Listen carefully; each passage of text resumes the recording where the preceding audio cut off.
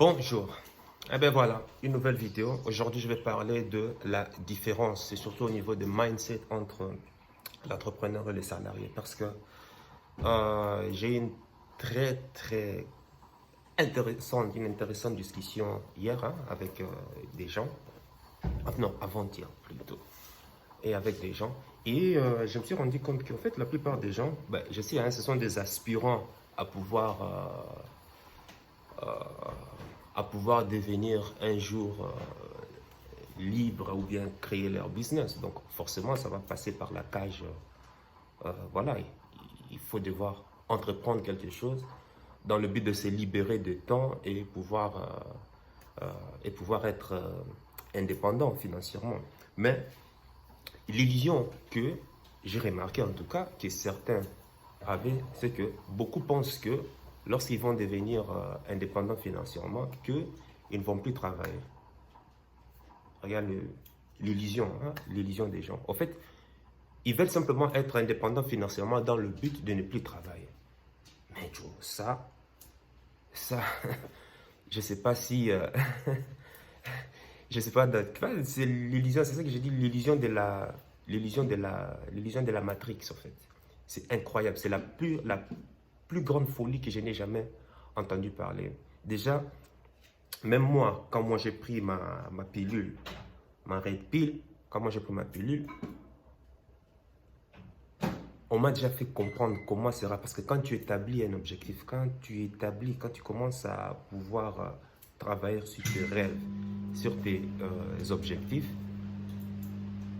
on apprend à te faire, tu vois la profondeur, tu vois, tu as ta vision, tu as ton grand rêve, et tu es en train de voir la profondeur de ta vision dans 5 ans, 10 ans, 15 ans, une génération, 2 générations, 3 générations, 4 générations. Donc, tu vois vraiment le master plan en profondeur. Est-ce que cela veut dire que tu vois que tu as tellement une grande responsabilité à réaliser que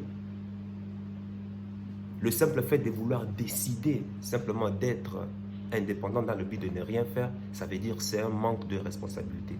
Les salariés se trompent généralement. Moi, je vais te dire, c'est vrai, je t'exhorte à pouvoir, comment on appelle ça? Je t'exhorte à pouvoir être financièrement libre, à pouvoir créer des business, tous ces genres de trucs. Mais je ne t'exhorte pas à être fainéant. Même les rentiers, même ce qu'on appelle rentiers, même les escrocs, tu vois, consorts, pour pouvoir escroquer une personne, pour pouvoir escroquer un système, doivent travailler. Ils doivent apprendre la manipulation.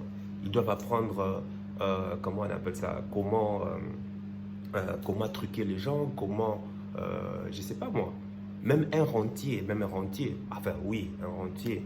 Parce que rentier, ça veut dire que voilà, euh, tu as tes business, tes immeubles, tes maisons qui te rapportent de l'argent. Et puis à la fin, qu'est-ce que tu fais? Eh ben, tu dors comme ça, tranquille quoi, sur une plage quoi. Même eux, non, ça ne marche pas comme ça. C'est des gars qui ont dû bosser. Et même si tu penses qu'ils n'ont pas l'heure de bosser, je suis sûr qu'ils font toujours quelque chose à côté. Donc, salarié, ne pense pas que, ben, voilà, que tu vas fuir ton salariat pour venir dans l'entrepreneuriat et penser que tu vas devenir, et penser que tu ne vas plus travailler de ta vie. Non, ça ne marche pas comme ça. Deuxièmement, les salariés pensent que, généralement, les gens, en tout cas, pensent que, voilà, ça c'est ce que j'entends le plus souvent, oh, il faut dormir 8 heures de temps, oh, il faut dormir minimum 10 heures de temps. Non, ça c'est l'illusion. Déjà, le scientifique qui a dit ça, je ne sais même pas quel est le scientifique qui a inventé ce genre d'argument, dormir 8 heures de temps, dormir 10 heures de temps. Non, en tout cas, les entrepreneurs, en tout cas que moi je connaisse, en tout cas, tu peux même demander à ton patron, c'est des gens qui ne dorment pas. Est-ce que même on dort? Moi, la nuit, je ne dors pas. Parce que la nuit, enfin, quand moi j'ai dit dormir, me poser la tête, c'est quoi? C'est tout le temps des calculs, en fait. C'est tout le temps des calculs qui se passent dans ma tête. Oui, ça n'a pas marché, donc il faut faire ceci. Ah oui, je suis en retard avec la comptabilité, il faut faire ça. Ah oui, je dois pas payer ceci. Ah oui, il me manque encore tel argent ici, tel argent par là. Je dois faire ceci, je dois planifier ça. C'est tout le temps des calculs, tout le temps des calculs dans la tête. Maintenant, est-ce que toi, tu es prêt à ça? Alors qu'un salarié, l'avantage, c'est quoi? C'est, bah écoute, toi, tu finis ton travail, tu es 8 heures de temps, 10 heures de temps, tu viens à la maison, tu dors peinard, hein. Tu vois, ça aussi ses avantages hein, d'être salarié. Tu dors peinard. Et on te dit, j'entends souvent 8 heures de temps, 10 heures de temps. Ça, c'est des conneries. Voilà l'illusion encore de la Matrix qu'on fait croire. Parce que, en tout cas, il faut me dire dans les commentaires qui a, comment on appelle ça, qui a inventé cette théorie à la con de il faut dormir 8 heures de temps pour avoir une bonne santé. Peut-être pour les enfants, mais en tout cas, en tant qu'adulte, ça m'étonnerait. Je dors jamais 8 heures de temps. En moyenne, je peux dire, hein, en moyenne, quand je dis dormir profondément, je dirais 2 heures, 3 heures du temps, de manière profonde. Hein. Et le reste, c'est toujours des calculs, c'est toujours... Parce qu'il faut à chaque fois peaufiner. Tu as tes rêves, tu as tes objectifs, mais le master plan, là, il te faut tout le temps le peaufiner, peaufiner, peaufiner, peaufiner, peaufiner, tailler. Parce que tu vois tout dans les moindres détails. Comme j'avais dit dans une des vidéos précédentes, tu as le grand rêve qui est là, et puis tu as un objectif principal, tu as un but, et puis tu as maintenant le prochain pas logique que tu dois faire. Mais à travers tous ces filtres, hein, tu vois, ton focus, le focus n'est pas sur le grand rêve, mais le focus est sur le prochain pas logique. Mais à travers le prochain pas logique, tu es en train de voir sur chaque, c'est comme une espèce de parafeu, ou un proxy, un parafeu, ben, tu vois de loin où chaque pas que tu fais, tu vois de loin ton rêve qui est là, qui doit même atteindre 2, 3, 4, 5, 6 générations. Donc l'illusion de dormir 8 heures de temps, il faut oublier et il faut te préparer à ça. C'est pour cela, comment on appelle ça, Donald Trump disait que tu dois aimer ce que tu fais en fait. Parce que quand tu aimes ce que tu fais, en fait le temps, tu ne le calcules plus. Tu ne calcules plus le temps. Et d'autres sont offusqués, d'autres sont étonnés de voir que des personnes comme... enfin, d'ailleurs même, hein, enfin, quand je dis des personnes, ça va te faire le tête. Tu verras même que, demande même à ton patron, quand il a commencé, et tu verras que c'est des gens qui ne dormaient pas en tout cas. Au début de leur entreprise, au début de leur business. C'est des gens qui ne dormaient pas du tout. Pourquoi? Parce qu'il fallait mettre des systèmes en place pour que le système puisse s'automatiser, pouvoir fonctionner et que toi, qu'on te recrute pour que tu viennes travailler. Tu vois, c'est ça. Bon, l'avantage d'être salarié et l'inconvénient, enfin, si je peux appeler ça inconvénient, de l'autre côté, pour que tu ne puisses pas te dire que, ah oui, j'ai été berné, voilà, il fallait créer un business, et puis ben voilà, à partir du moment où j'ai créé un business, je me rends compte que je travaille encore plus, oui. Tu vas encore travailler plus, c'est comme ça. De l'autre côté, l'avantage du salarié, c'est que ben, son temps, non, ça c'est l'inconvénient, son temps est limité, malheureusement.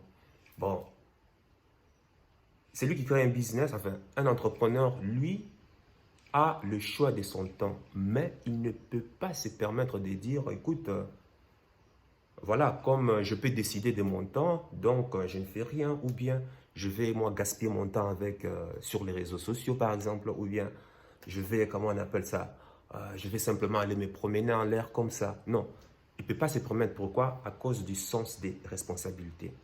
Et c'est ça, et c'est pour cela même, beaucoup même fuient l'entrepreneuriat à cause de ça, le sens de responsabilité. Moi, j'ai découvert cela parce qu'à partir du moment où tu n'as personne derrière, papa, maman n'est pas là derrière, tu n'as personne derrière pour pouvoir te supporter, c'est là que tu comprends l'essence de l'homme, l'être humain est le maître de son destin en fait. Quand tu coules, c'est ta faute. Tu réussis, c'est aussi grâce à toi. Mais chaque résultat qui va impacter ta vie, tu en es le responsable. Donc, tu comprends bien que le temps, c'est quelque chose dont un entrepreneur ne s'amuse pas avec. Et même tant bien lorsque, et c'est ça même, et je me rappelais à mes tout débuts, lorsque j'ai commencé, j'ai voyé enfin, des mentors que j'aime bien suivre l'exemple. Ils sont assis chez eux, tranquillos. Tu vois, généralement, ils aiment, comment on appelle ça, être seul. Hein? Être seul, pourquoi? Dans le but de méditer. J'ai dit, mais là, tu ne fais rien. Ben, tu dis que tu n'as pas le temps. Tu sais ce qu'on m'a répondu? Euh, on n'est pas occupé simplement à faire des activités ou bien à faire des actions. Cela ne représente que 1% de notre travail. Les 99% autres, tout se passe au niveau de l'état d'esprit en fait. Le pourquoi, peaufiner ton enthousiasme, travailler sur la vision, tout se passe ici. En fait, c'est comme un peu dans un ordinateur. Tu as une partie hardware, tout ce qui est microprocesseur, CPU et autres. Et puis, tu as la partie software. Hein? Là, il faut travailler sur les logiciels, par-ci, par-là, tu es consommes. Mais ces deux trucs sont liés, en fait. Tu vois? Eh bien, c'est pareil aussi, justement, avec l'entrepreneuriat. Ce n'est pas parce que tu penses que ces personnes ne font pas des activités comme quoi travailler, écrire ou bosser en train de, comment on appelle ça, en train de marteler, comment on appelle ça, en train d'enfoncer un clou sur un mur ou bien en train de réparer, comment on appelle ça, une ampoule qui est gâtée. Bref, tu vois, c'est pas parce qu'ils font pas ces genres d'activités qu'ils ne travaillent pas. Même tant bien même qu'ils sont là, tranquilles à la maison, en train de penser ou bien simplement comme ça, en train de méditer, eh bien, ils ne font que construire, ils ne font que peaufiner leur vision. Donc, ils sont constamment en train de travailler. Et le plus grand travail, ça se passe au niveau comment on appelle ça, du cerveau. Il y a ceci, et puis il y a quoi encore? Oui, j'ai parlé du temps. Ben, alors que l'avantage du salariat, ben, voilà, tu ne peux pas décider de ton temps, mais par contre, non, l'inconvénient c'est que tu ne peux pas décider de ton temps, mais par contre, c'est là le prochain point, tu es sûr au moins après avoir fini ton temps, 2 heures, que ben voilà, tu as ta paye. Tu es sûr, hein, qu'il pleuve, que l'entreprise coule ou ait du succès, toi tu as ton salaire, tu es peinard. Peinard. L'entrepreneur, ce n'est pas le cas. Et j'en connais même des gens qui ne se payent pas. Mais moi, j'en fais partie. Je ne me paye jamais de salaire. Moi. Et j'en connais même bien des gens, même. Tu sais, c'est là que beaucoup de gens. Parce que tu n'es aidé par personne, quoi, en fait. J'ai connu des entrepreneurs qui ont dormi, qui ont dormi dans la rue. Hein. Oui, ils ont leur entreprise, mais ils dorment dans la rue. En fait, quand je veux dire dans la rue, ils dorment en fait, dans leur voiture, quoi. Tu vois ce que je veux dire? Ils dorment dans leur voiture ou bien ils dorment carrément dans leur bureau. Ça fait partie, c'est ça, hein. C'est l'aventure de toute une vie. À un certain moment, moi, si c'était pareil, hein, tu n'as pas d'endroit où dormir, mais tu es là en train tout le temps de bosser. C'est comme ça. Et tant que tu n'as pas encore traversé ces genres d'expériences, et non seulement tu traverses ces genres d'expériences qui semblent pour toi désastreuses, mais en réalité, ben, ça fait partie d'un processus normal en fait. Parce qu'entrepreneur veut dire simplement résoudre des problèmes. C'est comme ça. Les salariés en général ne veulent pas de problème. Hein. Enfin, ou bien on lui demande de résoudre un problème bien spécifique. Tu vois? Un entrepreneur, lui, c'est tout le temps. Des problèmes, ça, c'est comme ça. C'est avec des problèmes qu'on s'est fait de l'argent. C'est avec des problèmes, comment on appelle ça? C'est avec des problèmes qu'on arrive à s'accomplir. Parce que quand tu résous un problème, ben, c'est pour créer, comment on appelle ça? Satisfaire un besoin quelconque, apporter une solution à, hein, à la société en général. Et c'est comme ça que tu te fais rémunérer pour la solution que tu as apportée.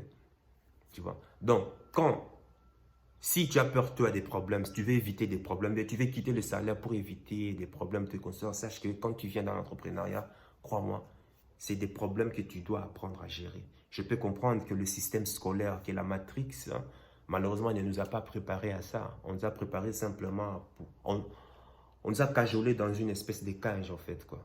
Non, toi, tu dois simplement à être un exécutant, un mouton. T'inquiète pas, il y aura le berger qui sera là, qui va te donner la nourriture, qui va te protéger. C'est tout. Mais créer les entreprises, à connaître comment lire un plan comptable, faire la comptabilité, comment est-ce que marchent les systèmes des impôts et autres, l'optimisation, fiscalité, tous ces genres de trucs. Non, ça, on ne nous a pas appris ça. On nous a appris simplement à pouvoir, voilà, depuis l'école primaire, hein, voilà, tu dois simplement apprendre une tâche, tu te professionnalises là-dessus, et puis point barre. Tu vois. Et autre chose, qu'est-ce que je voulais encore dire? Ben voilà, j'ai dit que l'entrepreneur ne se paye pas, alors que le salarié a l'avantage à la fin de pouvoir toujours toucher son salaire, quelle que soit la crise, la hausse et la baisse de l'économie, mais pas l'entrepreneur. Et puis l'autre point que je voulais soulever, c'est par rapport à la discussion hein, qu'on avait dernièrement. C'est que les gens ont tendance à confondre les personnes qui travaillent. Parce que même dans entrepreneur, il y a plusieurs catégories. Il y a vraiment plusieurs catégories. Je peux par exemple, il y a des multinationales. Il y a des multinationales qui y ont plusieurs entreprises. Il y a, enfin, une multinationale. Bon, c'est une entreprise qui chapeaute plusieurs autres entreprises en fait. Et sur chaque entreprise, on te place des CEO. Et c'est CEO qui vont justement recruter d'autres directeurs, d'autres trucs. Les gens pensent qu'être CEO, ça veut dire que la personne, c'est un entrepreneur. Le CEO travaille pour quelqu'un. Un CEO, il est fort à parier si tu travailles dans une grande multinationale, que même ton directeur qui est là au-dessus, c'est un employé. Mais un employé juste qui est très bien rémunéré, c'est tout. Il n'a pas la décision de son temps. Et ça, c'est quelque chose à ne pas confondre aussi. Il y a d'autres, des petits indépendants qui ont leur business. Je prends par exemple le cas d'un plombier, un électricien ou bien un maçon par exemple. Ces gens-là, ce sont des indépendants, mais qui travaillent, en fait, ils travaillent pour leur business en fait. Bon, au début, hein, quand tu commences, forcément, tu dois travailler pour ton business. Mais au fur et à mesure que le temps passe, tu dois faire en sorte que soit les gens travaillent pour toi, ou bien soit c'est de pouvoir automatiser ton système. Et c'est comme ça que tu te crées, comment on appelle ça? Tu te crées la liberté temporelle. Donc, tous ces gens, tous ces différents, comment on appelle ça? Indépendants, tu verras un CEO chapeauté par plusieurs entreprises dans une multinationale. Et tu verras, il y a encore d'autres, ou bien une fleuriste par exemple. Donc ceux-là travaillent dans leur business. Mais ici, quand je parle d'entrepreneur, c'est de pouvoir, c'est un peu comme un chef d'orchestre, et puis qui est en train de guider, comment on appelle ça, le guitariste, le pianiste, tu as le drummer qui est là, le violoniste qui est à côté. Tu vois, tu es en train de guider tous tes collaborateurs, tous tes musiciens dans le but de créer une symphonie qui va donner l'art du son en fait, qui va créer une synchronisation sonore. Voilà, c'est ça que moi j'appelle un entrepreneur. Tu as d'autres personnes qui sont là et qui sont en train de travailler pour créer une espèce de système qui va te donner un langage sonore. Donc, et c'est que moi, je t'exhorte à faire, et c'est là le prochain point, si tu sais que, parce que ce n'est pas tout le monde, hein, ce n'est pas fait, tout le monde peut le devenir, mais tout le monde ne peut pas le faire. C'est dû par rapport déjà à la sémence qu'on a placée en toi. Moi, je te dis la vérité, hein, tu sais, sur cette chaîne, je te dis la vérité. Et je t'exhorte même à le faire parce que c'est là que tu vas même découvrir ta vraie personnalité. Et c'est là même qu'on découvre en réalité qui l'on est. Parce qu'à partir du moment où tu es toujours dans une cage et tu prétends, moi je me connais, je sais qui je suis, c'est une illusion en fait. Si tu veux vraiment connaître tes vraies forces, tes vrais défauts, crée un système. Crée un système.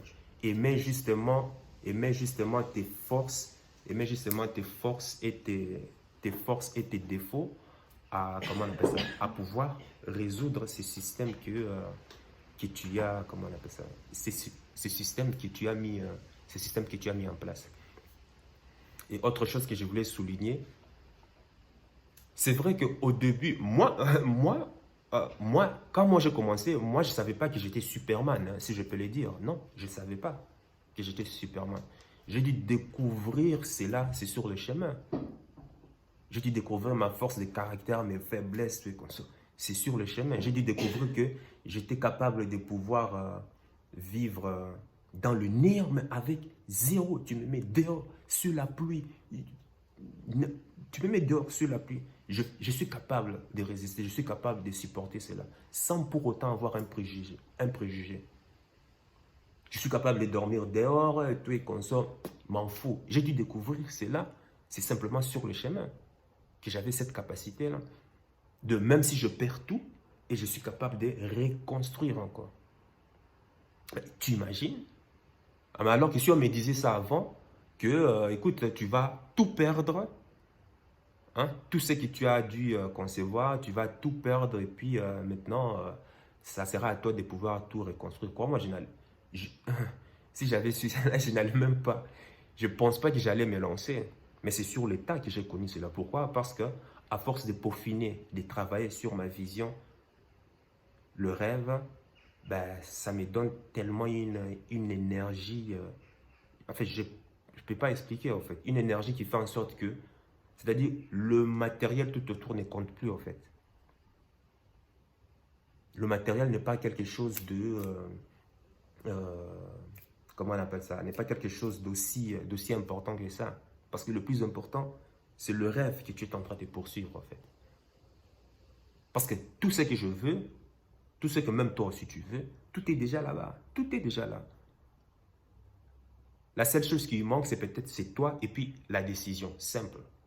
Tu vois, donc le matériel qu'on a ici au concours. Et d'ailleurs, même c'est ça qui maintient beaucoup de gens dans la rat race. Hein, parce qu'on croit que non, le matériel ne compte pas. Et ça, j'entends beaucoup.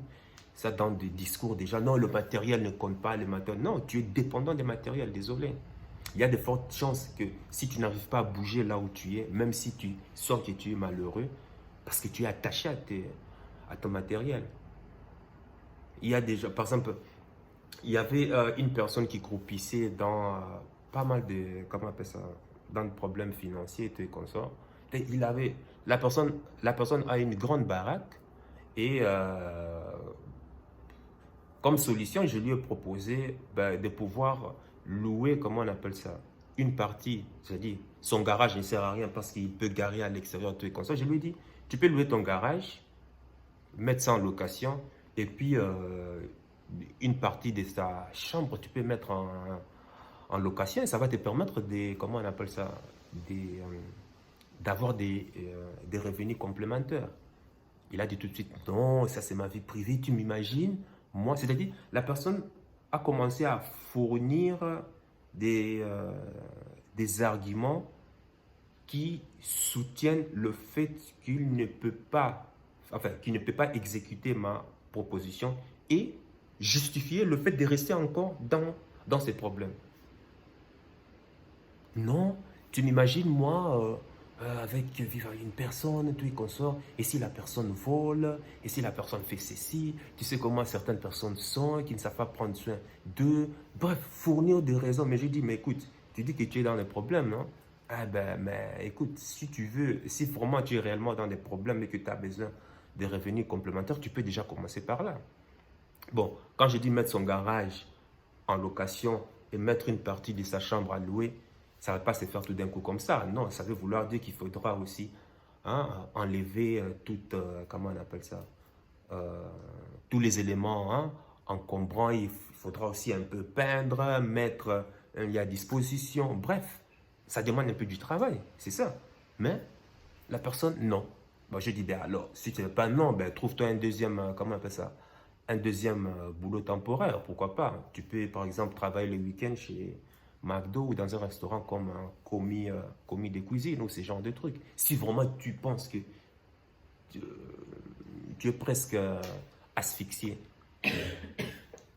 Non, la personne voulait plus la facilité. La facilité ici, c'est de, ben écoute, qu'on lui prête de l'argent, ou quand on peut te prêter de l'argent, mais comment tu vas rembourser? Parce que tu es dans le problème. Oui, il faut attendre dans une année, mais dans une année, ok, je vais attendre dans une année, mais sur une année, qu'est-ce que tu as prévu dans une année? Et quelle activité penses-tu que tu vas faire, ou bien dans quoi tu vas investir, qui va te permettre d'avoir de l'argent, et puis de cet argent, tu vas pouvoir me rembourser. La personne ne savait même pas ce qu'il allait faire. Et j'en conclus que, tu sais, ce genre de questions, c'est des questions que les banques même te posent. Hein. Parce que la première priorité d'une banque, c'est quoi? C'est le risk management. Hein. Hein, et c'est vraiment, c'est sécurisé. La banque va avoir la garantie. Et sur cette garantie, ben, qu'est-ce que tu as planifié? Hein? Pour avoir des revenus qui va permettre de pouvoir, comment on appelle ça? Qui va lui permettre de pouvoir avoir la sûreté, la sécurité que chaque mois, moi, je vais commencer à avoir ma paye. Et quand tu mets ça sur la table, et d'ailleurs, même c'est comme ça on fait, hein, si tu veux, comment on appelle ça? Euh, Si tu veux assainir tes finances, apprendre à pouvoir épargner, bref, l'assainissement financier, c'est comme ça on travaille. Hein. Tu planifies cela et tu verras que beaucoup de gens ne savent même pas. Et je dis à la personne, si tu ne sais même pas qu'est-ce qui va te générer de l'argent et comment est-ce que tu vas me rembourser, au lieu simplement de se baser sur parole, ça veut dire que on a une situation très délicate. Donc ici, c'est d'abord, je te conseille, toi, déjà à partir de maintenant, de pouvoir déjà revoir tes problèmes. Est-ce que tu penses que c'est vraiment des problèmes d'argent? Ou bien peut-être c'est aussi ta gestion, peut-être. Parce que tu as tout ce qu'il faut ici pour te générer de l'argent dans une maison. Les gens ont tout ce qu'il faut hein, pour avoir de l'argent. Maintenant, quand tu me dis que tu n'as pas d'argent, c'est qu'il y a vraiment un grand souci. Bref, j'ai un peu débordé, tu me connais comment je suis, t'es déjà habitué, j'y déborde un peu, mais en fait quand je déborde, c'est pour un peu aller plus loin, extrapoler, pour te montrer qu'en fait tout est interlié. Il faut savoir ce que tu veux réellement, et c'est ça, beaucoup de gens ne savent pas les personnes ne savent pas ce qu'elles veulent dans la vie. Elles pensent connaître ce qu'elles veulent, mais en réalité, ce n'est pas du tout le cas. Les gens en général savent ce qu'ils ne veulent pas. Ça, c'est facile de pouvoir connaître ce que tu ne veux pas. Mais quand tu connais ce que tu ne veux pas, c'est déjà une base. Mais beaucoup se focalisent plus sur sur ce qu'elles ne veulent pas, en réalité. Et les personnes qui sont fainéantes, je sais que 99% des gens sont fainéants, ça c'est clair. La majorité parmi les salariés, si toi tu veux être indépendant, c'est de pouvoir commencer avec quelque chose de rassurant. C'est-à-dire un système qui te garantit la sécurité d'un salarié. Et puis, deuxièmement, qui va un peu te donner aussi la liberté d'un indépendant, mais la garantie d'un investisseur aussi. Et en même temps, te permettre aussi de construire une entreprise avec ton team. Donc, tu vois, tous les quatre réunis, un peu comme dans le comment ça s'appelle ça, le cadran cash flow de Robert Kiyosaki. Tu vois, tu as l'employé ici, tu as l'indépendant qui est là, puis tu as le chef d'entreprise, et puis tu as l'investisseur ici. Donc, la colonne où il faut être, c'est du côté de chef d'entreprise et puis investisseur. Et la mauvaise colonne, c'est salarié et puis indépendant. Mais moi, moi, je suis plus dans cette case. Normalement, il faut transiter aussi vers de l'autre côté, en fait. Tu vois, créer des entreprises même qui vont s'automatiser. Ça s'automatise soit avec des robots, des softwares, ou bien c'est avec des gens simples que tu mets, qui travaillent pour toi. Donc, tu peux avoir ces quatre éléments réunis et tu vas commencer à créer, comment on appelle ça? Tu vas commencer à créer ton business petit à petit. C'est le cas par exemple le business avec LRF Beauty. Ça veut dire, après avoir fini tes heures, ton patron 8 heures, 10 heures de temps, tu réserves par exemple 2 heures par jour pour pouvoir construire ton business à côté. Tu peux déjà commencer par ça. Ça te garantit. Ça, franchement, c'est le marketing relationnel en fait. c'est pour moi le plus simple. Je n'ai pas dit, j'ai dit le plus simple. Je n'ai pas dit que c'est facile. Hein. Le plus simple à pouvoir commencer sans pour autant te tracasser à la partie administrative, à la partie juridique et tous ces genres de trucs. Tu peux déjà commencer par là parce que là, ça va forger ton caractère. Et crois-moi, quand je dis forger ton caractère, ça va vraiment forger ton caractère. Tu vas vraiment faire face à tes peurs, à tes craintes, comment on appelle ça, euh, euh, à tes angoisses, à tes hantises, bref, tout ce dont tu redoutais et dont tu n'imagines même pas être capable. Et ça va te permettre d'être la meilleure version de toi-même. Parce qu'imagine, une fois que tu deviens cette super woman, ce super man, eh ben, tu vas commencer naturellement à faire des activités qui vont te donner des avoirs, qui vont te donner des actifs dont tu rêves. Pour moi, je te recommande de commencer déjà par là. Et tu verras que tu en sortiras grandi, mais de manière incroyable. Chaque jour, tu apprends. C'est le développement personnel. Chaque jour, tu apprends sur toi.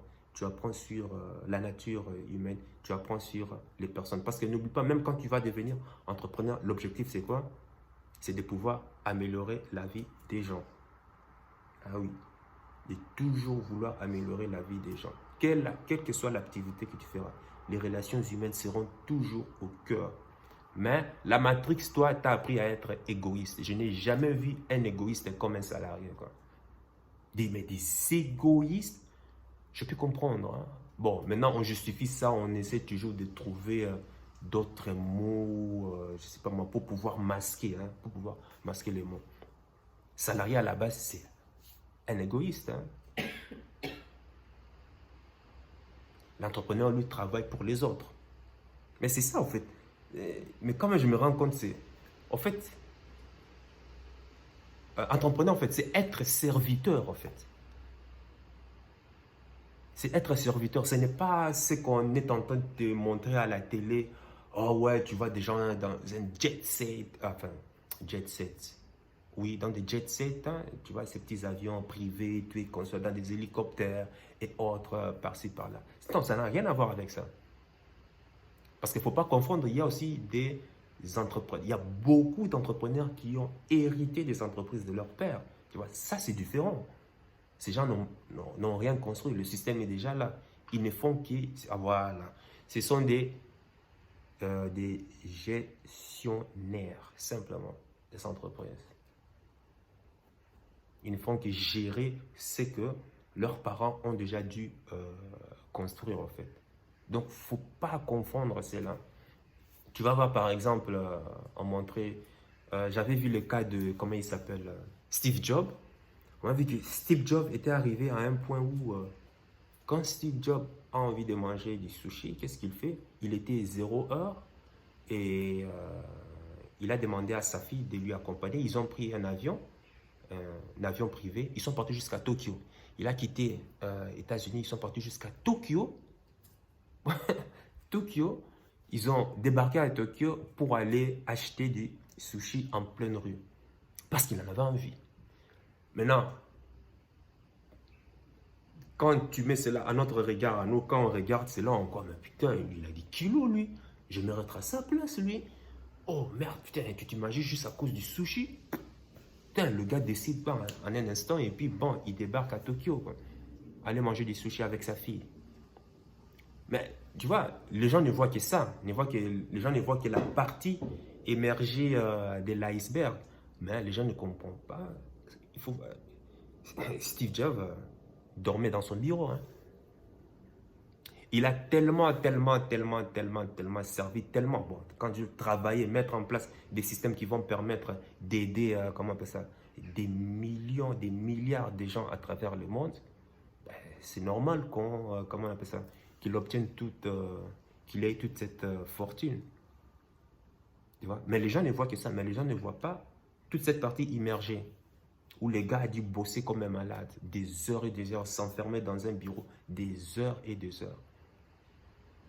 Et d'ailleurs, une anecdote que j'avais appris, Steve Jobs pratiquer la transmutation sexuelle. Il utilisait son énergie sexuelle dans le but de pouvoir créer, comment on appelle ça, de permettre à son génie créateur de pouvoir se manifester en complicité avec sa femme. Faire remonter l'énergie sexuelle dans le but de pouvoir créer quelque chose. Je t'ai parlé bien en détail de la transmutation sexuelle quelque part ici. C'est quelque chose de très très puissant. Bien que je ne comprends pas le système en profondeur, mais c'est quelque chose de très très très puissant. Mais aujourd'hui, que fait la société? Ah ben voilà, c'est une société très sexualisée. On te présente une bière, on te présente même le Coca-Cola en fait. Le Coca-Cola, est-ce que tu sais que le Coca-Cola active, comment on appelle ça, la partie sexuelle de ton cerveau? En fait, même le Coca-Cola. Tu vas acheter un biberon pour un enfant, on te présente un sein quoi, dans la publicité. Tu vas acheter une voiture, on te met une belle femme truc au sort devant toi. Pourquoi? Pour toujours attiser, comment on appelle ça, tes préoccupations du bas-ventre. Tu comprends ce que je veux dire entre nous? Tes préoccupations du bas-ventre. La partie du cerveau qui s'occupe de ses instincts primaires, ses instincts animaux. La pornographie qui est devenue partout. Une société hyper sexualisée. Or, cette énergie sexuelle, une fois que tu les dépenses, il ne te reste plus rien, c'est fini. Zéro. Ton génie créateur ne peut jamais, jamais, jamais se développer. Bref, il faut vraiment faire attention. Et tu verras que en général, les personnes qui se trouvent, qui représentent les 1% de la population, généralement, c'est-à-dire, ils ont des habitudes que la masse ne fait pas. Je t'ai toujours dit que le succès est une habitude, tout comme aussi la pauvreté aussi, c'est une habitude en fait. Tu as dû faire des petites actions cumulées qui te conduisent à toujours rester dans la moyenne. Si ce n'est pas pauvre, mais en tout cas tu restes dans la moyenne. Et c'est pareil aussi pour les personnes à succès. Ils ont dû cumuler des petites actions au quotidien qui leur ont conduit justement à cette grande fortune. Donc, l'attitude, c'est ton attitude qui va te permettre d'obtenir tout ce dont tu désires. Faire, être et avoir. C'est pareil aussi avec ton attitude, ça te permet aussi, soit ça peut te conduire à la pauvreté ou à la richesse. Bref, voilà, j'ai encore extrapolé, mais bon, bref, tu as déjà l'habitude.